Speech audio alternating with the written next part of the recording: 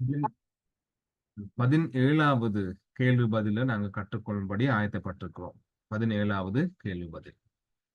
அந்த கேள்வி எப்படி ஆரம்பிக்குதுன்னு சொன்னா, அவர் ஏன் உண்மையான தேவனாக இருக்க வேண்டும்? அப்ப நாங்க இவ்வளவு காலம் முக்கியமா கடந்த 2 வாரங்களாக ரைட் கடைசி 2 கிளாஸஸ்ல நாங்க படிச்சோம்.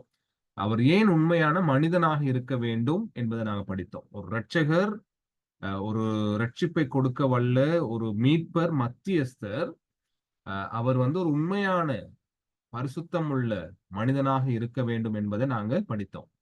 அதே போல அவர் உண்மையான தேவனாகவும் இருக்க வேண்டும். ஒரு பரிசுத்தமான மனிதனாக இருந்து மாத்திரம் எங்களுக்கு ரட்சிப்பை கொடுக்க முடியாது. ஆகவே அவர் உண்மையான தேவனாகவும் இருக்க வேண்டும். எனவே இந்த 2 தன்மையையும் கொண்ட ஒரே நபர் கிறிஸ்து இயேசுவாக இருக்கிறார் என்பதை நாங்க பார்த்திருந்தோம்.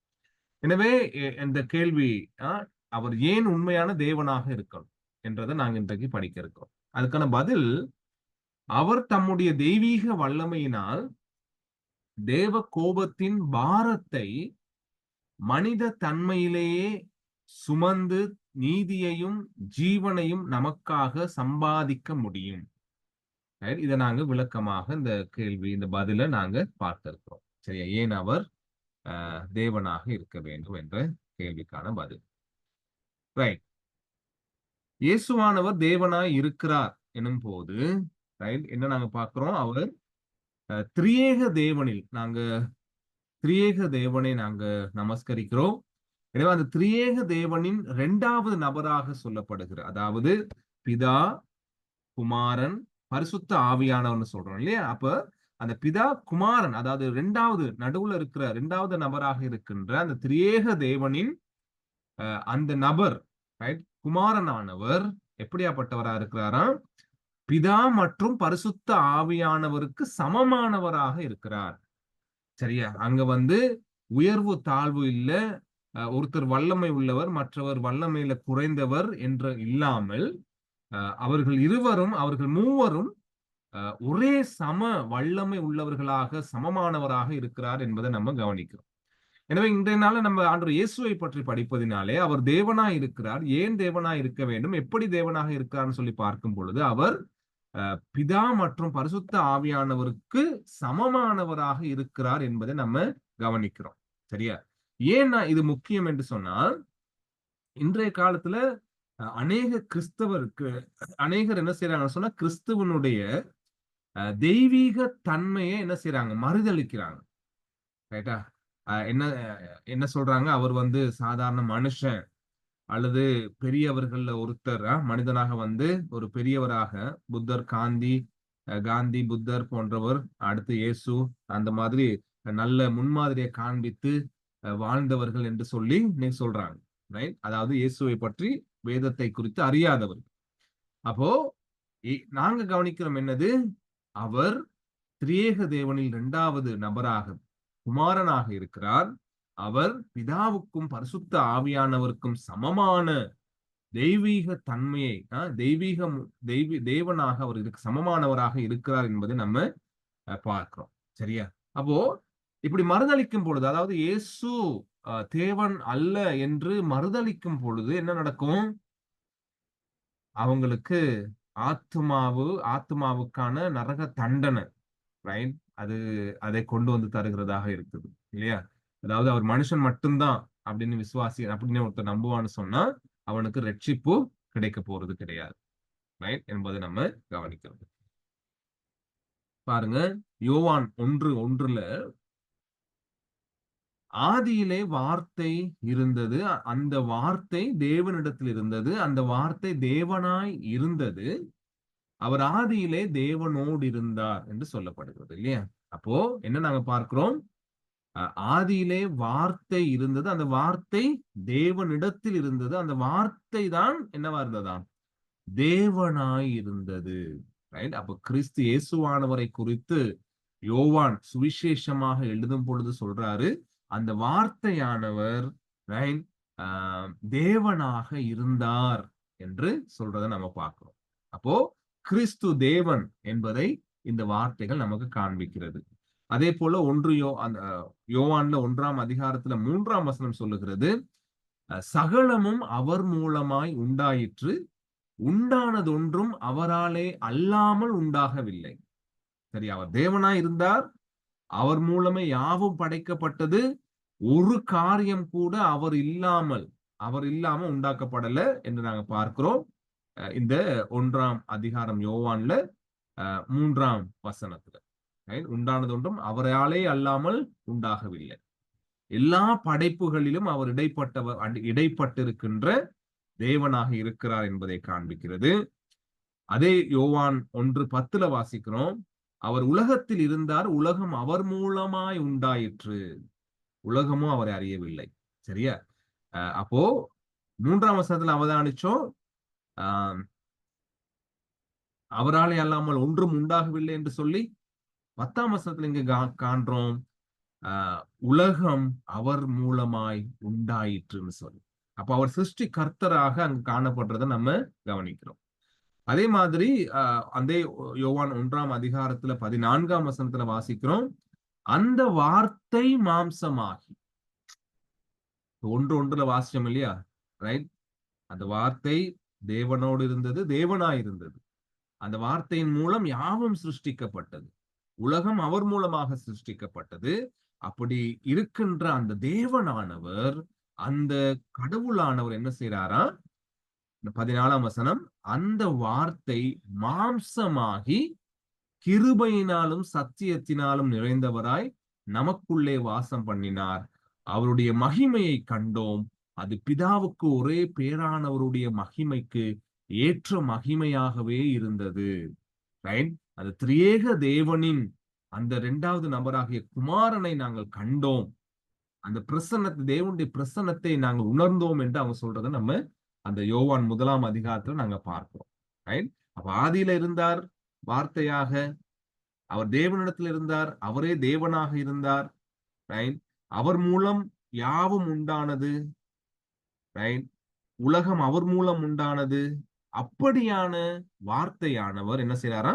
மாம்சமாகி பூமிக்கு பிரவேசிக்கின்றார், பூமிக்குள்ளே வந்தார் என்பதை நாங்கள் அந்த வசனத்துல வாசிக்கிறோம். அதே போல யோவான் 1:18ஆம் வசனத்துல வாசிக்கிறோம், தேவனை ஒருவனும் ஒரு காலும் கண்டதில்லை, பிதாவின் மடியில் இருக்கிற ஒரே பேரான குமாரனை அவரை வெளிப்படுத்தினார். அப்போ தேவனை வெளிப்படுத்தும்படியாக என்ன செய்தாரு? கிறிஸ்து இயேசுவானவர் பூமியில வந்து பிறந்து மாம்சமானார் என்பதை நாங்க இந்த வசனங்கள் கூடாக நாங்க பார்க்கிறோம். சரியா? அப்போ 18ஆம் வசனத்தை என்ன வாசித்தோம்? அவர் தேவனை வெளிப்படுத்தினார்.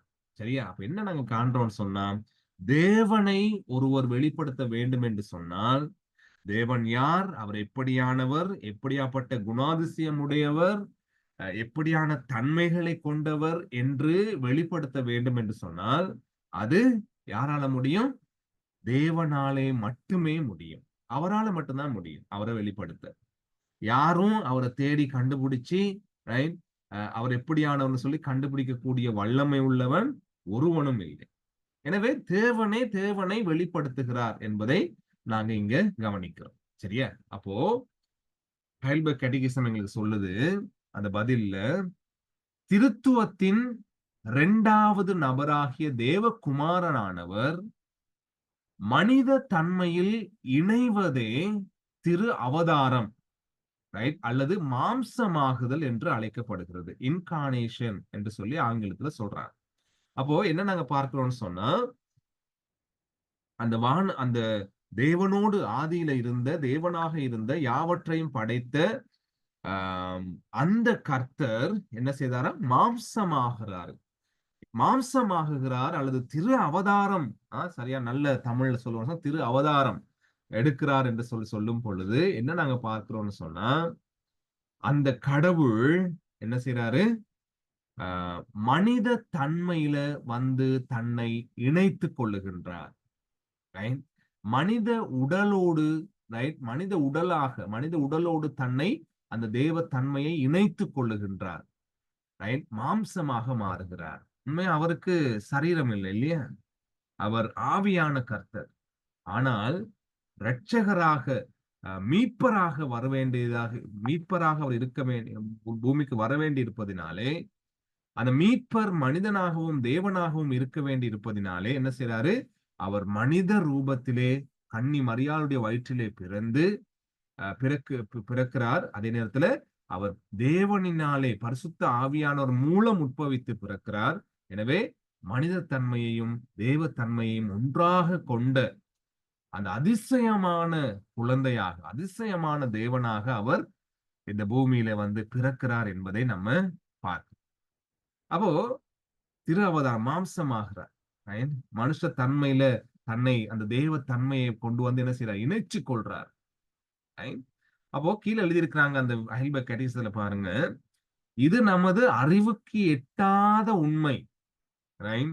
மனிதன் மீட்கப்பட வேண்டுமானால் இது கட்டாயம் நடைபெற வேண்டும். சரியா? மனிதர்களாகிய நாங்க ரட்சிப்பை காணணும்னு சொன்னா நிச்சயமாக ஆண்டவர் இயேசு அவர் என்ன செய்யணும்? மாம்சமாகணும், இன்கார்னேஷன், திரு அவதாரம் பெறணும் என்பதை நாங்க பார்க்கிறோம்.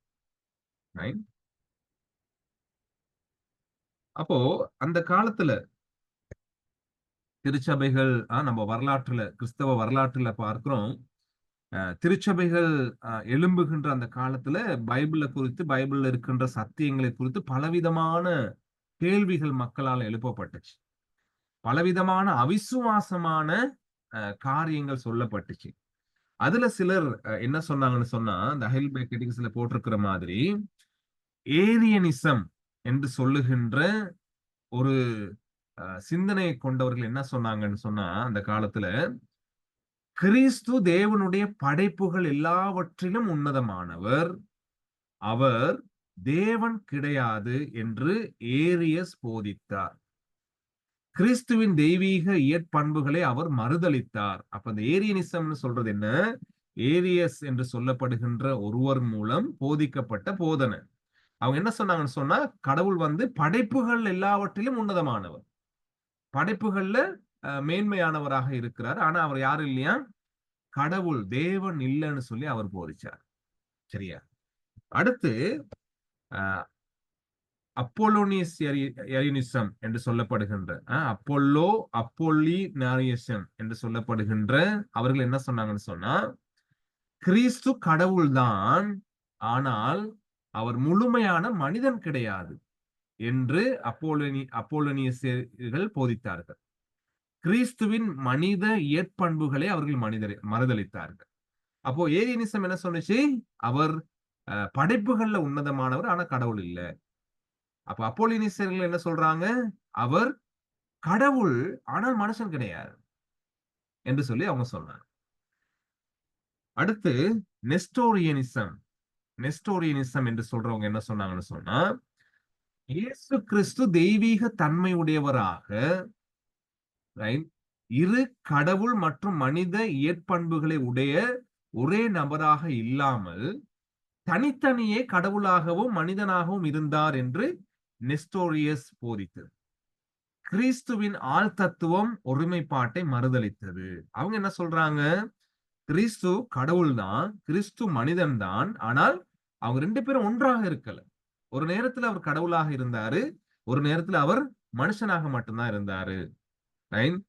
இது ரெண்டும் ஒன்றாக ஒரே அந்த யூனிக்காக அல்லது அந்த யூனியன் அவருக்குள்ள இருக்கல என்று சொல்லி அவங்க சொல்றாங்க. நெஸ்டோரியனிசம். இதெல்லாம் நம்முடைய கிறிஸ்தவ வரலாற்றுல நடந்த காரியங்கள். இப்பெல்லாம் ஒரு போராட்டத்துக்குள்ளதான் போயிருக்குது பைபிள். பலவிதமான போதனைகள். அதே போல யூட்டிகியனிசம் என்று சொல்லப்படுகின்ற அவர்கள் எப்படி போதிச்சாங்கன்னு சொன்னா, கிறிஸ்துவின் இரு அல்லது தெய்வீக மனித இயற்பண்புகளை மறுதலித்து கிறிஸ்து ஆள் தத்துவமுள்ள ஒரே நபர், அவர் கடவுள் மற்றும் மனித இயற்பண்புகளை ஒன்றாக கலந்து பெற்ற நிலையில் ஒரே ஒரு இயற்பண்பை மட்டும் பெற்றவராக இருந்தார் என்று சொல்லி அவங்க சொல்றாங்க. சரியா? அப்போ அவருக்கு ஒரு தன்மை மாத்திரமே இருந்தது என்று சொல்லி யூட்டிகியனிசம் என்று சொல்றவங்க போதிச்சாங்க. அப்ப இப்படி பலவிதமான போதனைகள் பைபிளை குறித்து அல்லது கிறிஸ்துவினுடைய மனித தன்மையை, அவருடைய தெய்வீக தன்மையை குறித்து பலவிதமான போதனைகள் ஒரு குழப்பத்தை மனிதர்கள் மத்தியில ஏற்படுத்தியது. அதே மாதிரி பாருங்க, ஜெகோவா விட்னஸ் என்ன சொல்லுவாங்க? கிறிஸ்து இயேசுவானவர் படைக்கப்பட்ட ஒரு நபர். அவர் தேவன் இல்ல, அவர் தேவனால படைக்கப்பட்டவர்னு சொல்லுவாங்க. சரியா? அப்ப இப்படியான பலவிதமான பைபிளுக்கு விரோதமான போதனைகள் கடவுள் இயேசுவை பற்றி இருந்துச்சு. இந்த போதனைக்கு எல்லாத்துக்கும் என்ன காரணம்னு சொன்னா, எவனை எவனை விழுங்கலாமோ என்று கர்ச்சிக்கிற சிங்கத்தை போல வகை தேடி சுற்றி திரிந்து கொண்டிருக்கின்ற சாத்தான். அதாவது கிறிஸ்துவை குறித்து சந்தேகங்களை ஏற்படுத்தி மக்கள் மத்தியில, அதன் போதனைகள் மத்தியில தவறான சிந்தனைகளை ஏற்படுத்தி எப்படியாவது என்ன செய்யணும்? ஆண்டவர் இயேசுவை மறுதலிக்க செய்யணும்.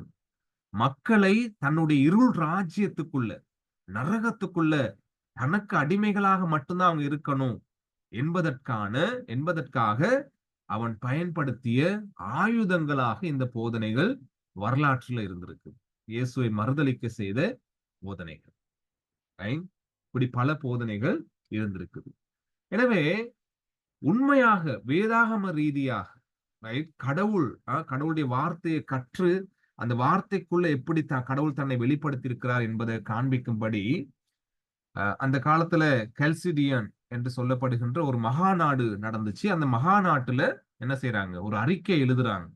பைபிளை அடிப்படையாக கொண்டு கர்த்தருடைய ஆண்டவர் இயேசுவனுடைய மனித தன்மை, அது தேவத்தன்மை இரண்டையும் குறித்து அவங்க ஒரு அறிக்கையை எழுதுறதை நம்ம கவனிக்கிறோம். அப்ப ஹைல்பர்க் கேட்டகிசம் சொல்லுது என்னன்னா, உண்மை என்னவெனில், அதாவது சத்தியம் என்னன்னு சொன்னா, இப்ப நாங்க பார்த்தோம் 4 விஷயமா பார்த்தோம் இதுல.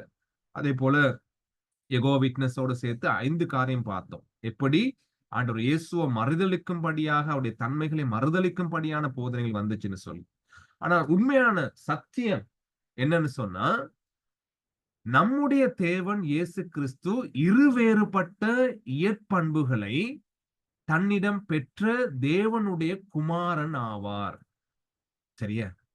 இருவேறுபட்ட இயற்பண்புகளை தன்னிடம் பெற்ற தேவனுடைய குமாரன் ஆவார். அப்படியே அவர் தேவகுமாரனுடைய இயற்பண்புகளை, முழுமையான மனித இயற்பண்புகளையும் பெற்றவர் ஆவார். சரியா? அப்ப என்ன அவங்க போதிக்கிறாங்க? தேவன் கடவுள் இயேசு கிறிஸ்துவானவர் தேவகுமாரன், அவர் தேவனுடைய தன்மையை கொண்டவராகவும், அதே போல முழுவதுமாக மனித தன்மையை கொண்டவராகவும் இருக்கிறார். மனித தன்மையை கொண்டவராக சரீரமும் ஆத்மாவையும் உடையவராக இருக்கிறாரு. தேவனாகவும் அவர் இருக்கிறார் என்பதை பைபிள் எங்களுக்கு சொல்லி தருகிறது. சரியா? கீழே எழுதியிருக்காங்க பாருங்க. இயேசு கிறிஸ்துவின் தெய்வீக இயற்பண்புகள் அவருடைய மனித இயற்பண்புகளுக்கு தேவையான பலத்தை கொடுத்ததால், உன்னதமான கர்த்தருடைய மாபெரும் கோப ஆக்கினையை ஏற்றுக்கொண்டு தேவன் மீது கசப்பும் மற்றும் வெறுப்பும் இல்லாமல் பாட அனுபவித்தார். இப்ப என்ன நாங்க பார்க்கிறோம்னு சொன்னா, ஏன் கிறிஸ்துவானவர் அல்லது மீட்பர், பாவத்திலிருந்து மக்களை ரட்சிக்கின்ற அந்த கர்த்தர் ஏன் அவர் தேவனாக இருக்க வேண்டும் என்பதற்கான மிக முக்கியமான காரணத்துல ஒன்று என்னது? தேவனுடைய கோப ஆக்கினையை ஏற்றுக்கொள்ளுவதற்கு அவர் வல்லமை உள்ளவராக இருக்க வேண்டும். சரியா? என்ன நாங்க வாசிச்சோங்க நினைக்கல? தேவனுடைய மாபெரும் கோப ஆக்கினையை ஏற்றுக்கொள்ளணும். சரியா? அப்படி ஏற்றுக்கொள்வதற்கு நாங்க ஏற்கனவே படிச்சோம் என்னது? ஒரு உண்மையான பாவம் இல்லாத மனிதன் கூட என்ன செய்ய முடியாது? தேவனுடைய கோப ஆக்கினையை கடவுளை வெறுக்காம அனுபவிக்க மாட்டான். அவன் எப்படியும் கடவுளை வெறுத்துருவான். ரைட்டா? ஆகவே கடவுளை வெறுக்காம, கடவுளை அந்த கோபாக்கினையை பெறும் பொழுது கூட கடவுளை நேசித்து சரியான முறையில் அந்த நியாய பிரமாணத்தை நிறைவேற்றக்கூடிய வல்லமை உள்ளவராக இருக்கும்படியாக அவரு இருக்கிறதுக்கு அந்த தெய்வீக பண்பு, அந்த தெய்வீக குணாதிசயம் அவருக்கு பலத்தை கொடுத்தது என்று நாங்க பாருங்க. அப்ப தண்டனை அனுபவிக்கும் பொழுது அவர் கசந்து கொள்ளல. தண்டனை அனுபவிக்கும் பொழுது அவர் வெறுப்பு இல்லாம அந்த பாடுகளை அவர் அனுபவித்தார், சகித்து கொண்டார். எப்படி சகித்தார்னு சொன்னா, அது சகித்து கொள்ளுவதற்கு அவருடைய அந்த தெய்வீக பண்பு இருக்கு இல்லையா, அந்த டிவைன் நேச்சர், அது அவருக்கு உதவி செய்தது. அவர் மனிதனாக மாத்திரம் இருந்திருப்பார்னு சொன்னா அவருக்கு அதை சகித்திருக்க முடியாது. என்ன சொன்னா அது சாதாரண தண்டனை இல்லை. பாவத்தின் மீதான நியாயாதிபதியான பரிசுத்தம் உள்ள தேவனுடைய கோபம் அது. அந்த கோபத்தை சகித்துக் கொள்வதற்கு ஒரு மனிதனாக, பரிசுத்தம் உள்ள மனிதனாக மட்டும் இருந்திருப்பார்னு சொன்ன கிறிஸ்து, அவரால் அது முடியாது. எனவே அவர் தேவனாக இருக்கணும். அந்த தெய்வீக பண்பு, அந்த குணாதிசயம் என்ன செய்து அவருக்கு உதவி செய்து அந்த தண்டனைகளை அனுபவிக்கும் பொழுதும் அவர் அந்த கசப்பு இல்லாம, வெறுப்பு இல்லாம அந்த பாடுகளை அனுபவிக்கும்படி அவருக்கு அது பலன் கொடுத்தது என்று விளக்கப்படுத்துறாங்க. எவ்வளவு ஒரு அருமையான காரியம்னு பாத்தீங்கன்னா, ரைட்? அதே போல கீழே வாசிக்கணும் என்ன, எல்லா விசுவாசிகளுக்கான நரக ஆக்கினையை தன் மீது ஏற்றுக்கொண்டு பாடு அனுபவிக்கும் போது நம்முடைய ஆண்டவர் இயேசு கிறிஸ்து பிதாவை பூரணமாக நேசித்தார். கிறிஸ்துவின் தெய்வீக வல்லமையானது தேவனுடைய எல்லையற்ற தேவ கோபத்தை தனது மனித பண்புகளில் தாங்குவதற்கான பலனை கொடுத்தது. சரியா? மனுஷ தன்மையில அவர் இருக்கிறாரு. அந்த மனுஷ தன்மையில தான் அவர் என்ன செய்யணும், நாங்க கடந்த வாரம் படிச்சிருந்தோம், கடவுளுடைய கோப ஆக்கினையை தண்டனையை பெறணும். அப்ப அந்த மனுஷ தன்மையில அவர் பெறும் பொழுது அது தாங்க முடியாதது. ஆனால் அவருக்குள்ள அந்த தெய்வீக தன்மை இருப்பதினாலே அந்த தெய்வீக தன்மை என்ன செய்து அந்த மனுஷ தன்மைக்கு உதவி செய்து அந்த தேவனுடைய கோப தண்டனையை பெற்றுக் கொள்வதற்கான பலனை கொடுத்து அவருக்கு உதவி செய்வதாக காணப்பட்டுச்சு. ஆகவே அவர் தேவனாகவும் இருக்கார். சரியா? அப்போ மனுஷனாக இருந்து அந்த நரக ஆக்கினையை பெறும் பொழுது, அந்த கோப தண்டனையை பெறும் பொழுது அதை சகித்துக் கொள்றதுக்கு பலனை என்ன எது கொடுத்தது? அவருடைய தெய்வீக வல்லமை, அந்த தேவத்துவம் அவருக்கு அது உதவியை செய்தது என்பதை நாங்க இங்க பார்க்கிறோம். ரைட்டா? அப்ப கோபத்தை சகிக்கிறதுக்கு தேவனால மட்டும்தான் முடியும். ரைட்? எனவே தேவன் என்ன செய்யறாரு? அந்த மனித பண்புக்கு உதவி செய்து, ரைட், அவர் அதுக்கு பலனை கொடுத்து அந்த கோபத்தை தாங்கிக் கொள்ளக்கூடிய எல்லா கிருபையும் அங்க செய்யறத நாங்க பார்க்கிறோம். அப்ப அவருக்குள்ளேயே இது நடக்குது, ரைட், என்பதை நாங்க இங்க கவனிக்கிறோம். இன்னும் கொஞ்சம் நாங்க பார்க்கிறோம். என்னன்னு சொன்னா, கிறிஸ்துவில் இருவேறு இயற்பண்புகளின் இணைப்பு மற்றும் சொற்களால் விவரிக்க முடியாத அவருடைய பாடுகளை குறித்து நமக்கு மிகவும் குறைந்த புரிந்து கொள்ளுதலே உண்டு. நம்முடைய மீட்பர் நமக்காக பாடுபட்டது போல எந்த மனிதனும் பாடுபட்டது இல்லை. சரியா? அப்ப என்ன இங்க நாங்க பார்க்கிறோம்னு சொன்னா, ஆண்டவர் இயேசு இந்த பூமியில அனுபவித்த துயரங்கள், அவர் அனுபவித்த அந்த பாடுகள், இந்த பூமியில இதுக்கு முதல்லயும் இதுக்கு பிறகும் ஒரு மனுஷனும் அனுபவிக்க முடியாத பாடு. அவ்வளவு அந்த சரீரத்துல பட்ட வேதனைகள், அவருடைய ஆத்மாவுல கொண்ட அந்த நரக ஆக்கின அந்த பெரும் துன்பம், ரைட்டா, அந்த பாடுகளை அவர் சுமந்து கொண்டார். அதை விவரிக்க முடியாதுன்னு சொல்றாங்க. ரைட்? அதை குறித்து நம்ம எவ்வளவுதான் சிந்திச்சாலும் எங்களுக்கு நம்ம குறைஞ்ச புரிதல் கூட தான் நம்ம அண்டர்ஸ்டாண்ட் பண்ண முடியாது. சரியா? அப்போ அந்த பாடுகளை சகித்துக் கொள்வதற்கு இயேசுவானவருக்கு உதவியாக இருந்தது அவருடைய தெய்வீக தன்மை என்பதை நம்ம கவனிக்கிறோம். இங்க எழுதியிருக்காங்க, அந்த தொடர்ச்சி எப்படி வருதுன்னு சொன்னா, இனிமேல் பாடுபட போவதும் இல்லை. அதாவது எந்த மனுஷனும் அப்படி பாடுபட்டதும் இல்லை, இனிமேல் பாடுபட போவதும் இல்லை. அவர் தேவனாக இருந்ததால் மட்டுமே இந்த பாடுகளை சகிக்க முடிந்தது. இல்லையா? எந்த மனிதனாலும் அந்த பாவத்தின் சாபத்தை, தண்டனையை சகித்து கொள்ள முடியாது. நம்ம சொன்ன மாதிரி ஆண்டவர் இயேசு மனிதனாக மாத்திரம் இருந்திருப்பார்னு சொன்னா அவரும் என்ன செஞ்சிருப்பாரு? வெறுத்து கசந்து கொண்டு தேவனை நேசிக்காம விட்டிருப்பார். ஆனால் அவர் அதை சகித்து கொண்டு தேவனை அந்த அந்த பாடுகள் மத்தியிலும் கடவுளை நேசிக்கின்ற தன்மையை கொடுத்ததெல்லாம் எது? அவருடைய அந்த தெய்வீக தன்மை என்பதை நாங்க பார்க்கிறோம். சரியா? அவர் தேவனாக இருந்ததால மாத்திரமே அதை சகித்துக் கொள்ள முடிந்தது, அந்த பாடுகளை தாங்கிக் கொள்ள முடிந்தது. சரியா? அப்போ கீழே எழுதியிருக்காங்க பாருங்க, அவருடைய பரிபூர்ணமான ஜீவியம் மற்றும் மரணத்துக்கு ஏதுவான பூரணமான பாடுகளால், ரைட், பாடுகளால் அவர் மனிதனாக பாவத்திற்கு மரித்து அந்த மரணத்தை ஜெயம் கொண்டவராக உயிரோடு எழும்புவதற்கு அவர் தேவனாக இருக்க வேண்டும். அங்க என்ன நாங்க சொல்றோம்னு சொன்னா, அவர் பாடுகளை சகிக்கிறதுக்கு தேவனாக இருக்கணும். ரைட், அதுக்கு தன்னுடைய மனித தன்மைக்கு அவர் உதவி செய்யறதுக்கு, பலனை கொடுக்கறதுக்கு தேவனுடைய தன்மை அவருக்கு தேவை. ரைட், அது உதவி செய்தது. அதே நேரத்துல பார்க்கிறோம் என்னன்னு சொன்னா, இப்ப பாவத்துக்கு மறிக்கணும். சரியா, மறித்து உயிரோடு எழும்பணும்னு சொன்னா, சரியா, யாரு உயிரோடு எழுப்புறது? அவரு. ரைட்டா, உயிரோடு எழும்புவதற்கு அவர் தேவனாக இருக்க வேண்டும். ஒரு மனிதனும் பாவத்துல மறித்து அவன் தானாகவே உயிரோடு எழும்ப முடியாத பலவீனம் உள்ளவன். எனவே மனுஷத்தன்மையால் அது முடியாது. எனவே ஆண்டவர் இயேசு மறித்து உயிரோடு எழும்ப வேண்டும் என்று சொன்னால், அந்த மரணத்தை ஜெயம் கொள்ள வேண்டும் என்று சொன்னால், அந்த சாபத்தை அழிக்கணும்னு சொன்னா, அவர் யாரா இருக்கணும்? தேவனாக இருக்கணும். கல்வாரி சிலுவையில சாத்தானுடைய தலைய நசுக்கணும்னு சொன்னா, சாத்தானை தோற்கடிக்கணும்னு சொன்னா, அவர் தேவனாக இருக்கணும். சரியா, மனுஷனாக இருந்து மட்டும் போதாது, முடியாது, சகிக்க முடியாது. ரைட், அதே நேரத்துல அவர் மறிக்கிறாரு, மறித்து உயிரோடு எழும்பும்படியாக எழும்புவதற்கு அவர் தேவனாக இருக்க வேண்டும் என்பதை நாங்க பார்த்தோம். சரியா, அப்புறம் வாசிக்கிறோம் பாருங்க, தேவனுடைய கோபத்தை திருப்திப்படுத்த எந்த மனுஷனாலும் முடியாது. ரைட்டா, ஏதாவது செய்து மனுஷன் காரியங்களை செய்து என்ன செய்ய முடியாது? தேவனுடைய கோபத்தை திருப்திப்படுத்த முடியாது. ஆனால் கடவுளாக இயேசுவானவர் என்ன செய்யறாரு? பிதாவினுடைய கோபத்தை, பாவத்தின் மீதான நீதியான கோபத்தை திருப்திப்படுத்துகிறவராக இருக்கிறாரு.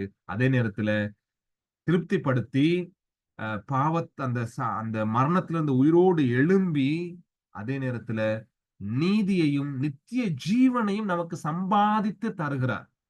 இதெல்லாம் அவர் தேவனாக இருந்ததினால் மாத்திரமே முடிந்தது. ரைட்டா, அவர் தேவனாக இல்லாம இருந்தா உயிரோடு எழும்பி இருக்க முடியாது. அவர் தேவனாக இல்லாம இருந்திருந்தா தேவனுடைய கோபத்தை திருப்திப்படுத்த முடியாது. அவர் தேவனாக இல்லாம இருந்திருந்தா எங்களுக்கு நித்திய ஜீவனை சம்பாதித்து கொடுத்திருக்க முடியாது. எனவே அவர் தேவனாகவும் இருக்க வேண்டும் என்று நாங்க பார்க்கிறோம். சரியா, இந்த வசனங்களுக்கு ஆதாரமா யோவான் 10ஆம் அதிகாரத்துல 17ஆம் வசனத்திலிருந்து 18ஆம் வசனம் வரை இப்படியாக சொல்லுது, நான் என் ஜீவனை மறுபடியும் அடைந்து கொள்ளும்படிக்கு அதை கொடுக்கிறபடியினால் பிதா என்னில் அன்பாயிருக்கிறார். ஒருவனும் அதை என்னிடத்திலிருந்து எடுத்துக்கொள்ள மாட்டான். நானே அதை கொடுக்கிறேன். அதை கொடுக்கவும் எனக்கு அதிகாரம் உண்டு, அதை மறுபடியும் எடுத்துக்கொள்ளவும் எனக்கு அதிகாரம் உண்டு. இந்த கட்டளையை என் பிதாவினிடத்திலிருந்து பெற்றுக்கொண்டேன் என்றார். சரியா, இப்ப கிறிஸ்து தன்னை அந்த தேவ தன்மை எப்படி வெளிப்படுத்துறாருன்னு பாருங்க இங்க. ரைட்டா, என்ன சொல்றாரு? என் உயிரை என்னிடத்துல இருந்து ஒருத்தனை என்ன செய்ய முடியாதா? எடுத்துக்கொள்ள முடியாது. நானே அதை கொடுக்கிறேன். சரியா, அப்ப நானே அதை கொடுக்கிறேன். அப்புறம் என்ன சொல்றாரு? நானே அதை கொடுக்கவும் அதை எடுத்துக்கொள்ளவும் அதிகாரம் உள்ளவராக இருக்கிறேன்னு சொல்றாரு. சரியா, அவ உயிரை கொடுக்கிறதும் உயிரை எடுத்துக்கொள்றதுக்கும் அதிகாரம் உள்ளவர் யாரு? அவர் தேவனாக இருந்தால் மாத்திரமே முடியும். அப்ப உயிரை கொடுக்கணும், அதே போல அந்த உயிரில இருந்து அவர் என்ன செய்யணும்? ஜீவனோடு எழுந்திருக்கணும். அப்பதான் எங்களுக்கு ரட்சிப்பு கிடைக்கும். அப்ப தேவன் கிறிஸ்துவானவர் மரணத்தை சந்திக்கும்படி அவர் மனிதனாகவும் இருக்கணும். அந்த மரணத்தை வெற்றி ஜெயம் கொண்டு எழுந்திருப்பதற்காக, எழுந்திருந்து அந்த ரட்சிப்பை எங்களுக்கு கொடுப்பதற்காக அவர் தேவனாகவும் இருக்கணும். அந்த தேவனுக்கு மாத்திரமே அந்த மரணத்தின் மீது அதிகாரம் உண்டு என்பதை நாங்க இங்க பார்க்கிறோம் அன்பான. சரியா, அடுத்த வசனம் பாருங்க, கடைசியா பார்க்கிறோம்.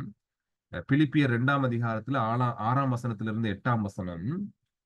அவர் தேவனுடைய ரூபமாய் இருந்தும் தேவனுக்கு சமமாய் இருப்பதை கொள்ளையாடின பொருளாக எண்ணாமல், தம்மை தாமே வெறுமையாக்கி அடிமையின் ரூபம் எடுத்து மனுஷ சாயலானார். அவர் மனுஷ ரூபமாய் காணப்பட்டு மரண பரியந்தம், அதாவது சிலுவையின் மரண பரியந்தமும் கீழ்ப்படிந்தவராகி தம்மை தாமே தாழ்த்தினார். பைபிள் தெளிவா எங்களுக்கு சொல்லித் தருது. அவர் தேவனுடைய ரூபமாக இருந்தும் அவர் என்ன செய்தாரா? அவர் அடிமையின் ரூபம் எடுத்து மனுஷ சாயலானார். தேவன் மாம்சமானார். ரைட்? இப்ப ஏன் மாம்சமானார்? ஏன் அந்த மாம்சமானவருக்கு 2 குணாதிசயம் இருக்க வேண்டும் என்பதை நாங்க பார்த்தோம். ஒன்று என்னது? அவர் தேவனுடைய கோபத்தை சகித்துக் கொள்ள அந்த அந்த சரீரத்துல அந்த அந்த கோப தண்டனையை பெற்றுக்கொள்ளும் பொழுது அதை தாங்கிக் கொள்ளக்கூடிய வல்லமைய அந்த தேவ தன்மை அவருக்கு கொடுத்தது. அதே போல தேவனுடைய கோபத்தை திருப்திப்படுத்தக்கூடிய ரைட் அந்த பலனை அவருடைய தேவத்தன்மை கொடுக்கிறது. அதே போல நாங்க பார்த்தோம் மரணத்திலிருந்து ஜீவனோடு எழுந்திருப்பதற்கு அவருக்கு அந்த தேவத்தன்மை உதவி செய்கிறது என்பதை நம்ம பார்க்கிறோம் இல்லையா? அப்போ தேவனானவர் மனிதனாகவும் அதே போல 100க்கு 100 மனிதனாக 100க்கு 100 தேவனாகவும் இருக்க வேண்டியது முக்கியம். எங்களை மீட்டுக்கொள்ள வருகின்ற கர்த்தர் என்பதை நாம இங்க கவனிக்கிறோம். எனவே நாங்க சிந்திச்சு பார்க்கணும், உண்மையா நம்முடைய ஆண்டவர் இயேசு கிறிஸ்து 100க்கு 100% தேவன், 100க்கு 100% மனிதன் சொல்லும் பொழுது ஏன் அப்படியான ஒரு நபராக அவர் இருக்கணும்? மீட்பர்னு சொன்னா இதுதான் இருக்கிற குவாலிட்டி, இந்த தன்மை தான் ஒரு மீட்பருக்கு இருக்கணும். அப்ப இந்த உலகத்திலேயோ நீங்க எங்கேயோ தேடி பார்த்தாலும் இப்படியான குவாலிட்டி இல்லாத ஒருத்தர் யாரும் இல்ல, எங்களுக்கான மீட்பர் இல்ல. அவர் இல்ல எங்களுடைய ரட்சகர். அப்ப இப்படியான 2 தன்மையை கொண்டவர் மாத்திரமே எங்களுடைய ரட்சகர்னு சொல்லும் பொழுது ஆண்டவர் இயேசு மட்டுமே எங்களுடைய ரட்சகர் என்பதை அந்த காரியம் எங்களுக்கு காண்பிக்கிறது. நல்லது. எதுவும் காரியங்கள் இல்லாட்டி நாங்க ஜெபித்து இந்த நேரத்தில் நம்ம நிறைவு செய்யலாம். அடுத்த வாரம் மிகுதியான காரியத்தை நாங்க பார்க்கலாம். சரி, இப்ப இனி வர்ற காலங்கள்ல நாங்க இந்த பாடத்துல ஒரு சின்ன பகுதி, சிறிய பகுதி இருக்கு.